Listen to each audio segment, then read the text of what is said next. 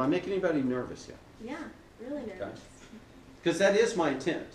It's counting the cost before we just, oh yeah, I want to grow personally. Because I'm just letting you know, it's going to cost you something. You don't just grow. I'm getting hard. Yeah. You don't just grow. It's going to cost something. And to the degree that you're willing to pay the cost, or how about this? Your why will determine how much you're willing to pay, if you see value in it or not. These college kids I was talking about, when I first started with them, I hired them. They're wanting a summer job. I found out that when I hired college kids that wanted a summer job, I couldn't get very much out of them. Because their why was small, they wanted a paycheck. All right, and how many of you guys know if your focus is on the paycheck, eventually that paycheck is not going to be big enough? Not good enough. What we jumped at when we got hired, yes, this will be awesome. A month, 2, 3, 6 months later, we're going, well, this isn't enough. I want more. I want more. It'll never satisfy. So what I knew that I was going to do in the future was stop paying them. I mean, like, zero. I'm not going to pay you anything. As a matter of fact, you are going to pay me to come and work for me. But it was a big step from where we were to where we were going. So it took me time to expand their why. It took me time to add value into their life so their why would increase and increase and increase and increase and increase until actually 3 years later I said, next summer when you come back, I'm not going to pay you. As a matter of fact, you're going to pay me. And 87% of them came back. It was beautiful.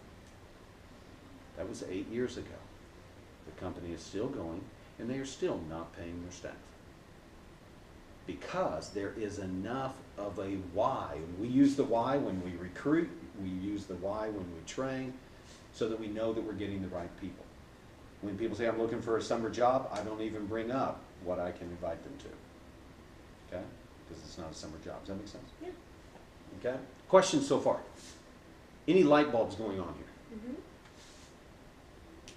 Okay? Is it fitting? Mm-hmm. All right, I'm going to stop there for a moment. What are you hearing? Tell me what you're hearing. A lot of personal change. Being able to push yourself kind of outside your boundary, outside your limit, and then making where your limit's actually, that's where you're at, and it's not outside your limit anymore. Cool. Yeah. Because I think that each of us have already been designed to be this person out here. And today, I'm this person here. So I've got to get from here to there. And so, Open to change. what's that? Open to change. Yeah, open to change, which again is a great phrase. Oh, I just want to be open-minded, just want to be open to change. It's great until change comes upon you. And so that's why I'm saying when change comes upon you, there's different ways to look at it. This is stupid. I don't have time for this. It's people. Crap. We can go negative, or we can say, you know, it just looks like. If I actually believe what Clay was talking about, it looks like at some point I said yes, and that yes came out of my mouth, and it went out there into the universe, and it bounced off of something, and the universe has returned to me and say, here's an opportunity for you to do what you want to do. And now I'm in a situation. I call these right here process events. It's an opportunity for me to process through new ways of thinking and interpreting, to process struggle, process difficulty. I used to think that leadership meant that people would do what I told them to do. And if I was a good leader, people, number one, would do what I told them to do, and good results would naturally happen. That's how I interpreted it. That was my interpretation. So then I would get into situations where I was supposed to be the leader. And I would tell people what to do, and they wouldn't do it. So according to my definition of what a leader is, am I a leader? Am I a leader? If my definition is me telling people to do things and they do them, that's my definition of a leader. Now I have a leadership position and I'm telling people what to do and they aren't doing it. Am I a leader? No. No. And that hacked me off. Why am I not a leader? You're just telling them. Okay, well, how about this? I'm not a leader because they aren't doing what I'm telling them to do. It's their fault that I'm not a leader. You see how that interpretation just really set me up for a lot of struggle and to be a mean leader for a lot of years? I just kept blaming other folks because I had a certain definition, different, specific picture of how I saw things happen. So again, just want to lay this stuff out to you here in this very first section, that your why is going to be very important.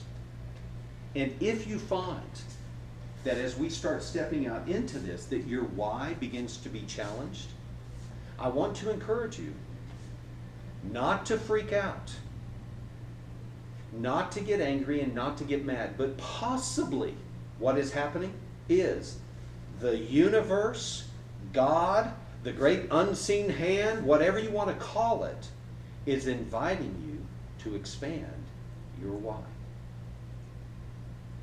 It's inviting you to expand your purpose. Does that make sense? And I don't think that there's much that the universe likes more than jobs and marriage or relationships as tools to help us expand. Agree. And those are two, I mean, it just seems like it keeps coming back to jobs and relationships. Okay, homework assignment for you is to read through these notes. The boxes that are there, I want to encourage you to actually write something in the box. Okay? This is going to be your opportunity to spend time considering, thinking, processing some things. It is very possible that, Clay, I really just want to read a book. I don't really want to think about it. I just want to read some things. Okay? Boxes, empty boxes like this, cause you to think. If you're like me, I read books like this and they go, take a moment, and read, I just move right to the next page. You know? And but I want to give you an opportunity to write some things into this box. Also, I want you to come next week with one question. Okay? Homework assignment for next week is to come with one question from these notes. Something that you are reading that either you don't understand on face value, or you have tried to implement something from this reading and you're going, that doesn't fit. That's not working. Yeah.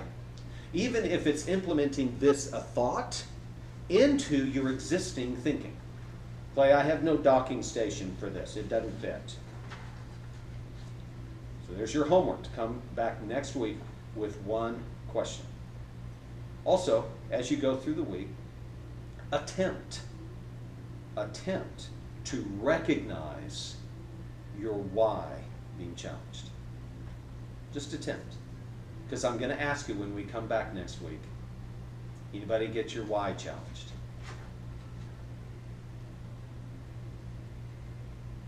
Anybody experience difficulty, frustration?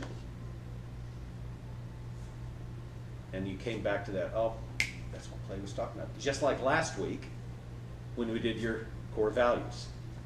I ask you today, did anybody have an opportunity to bump up against those? Yes.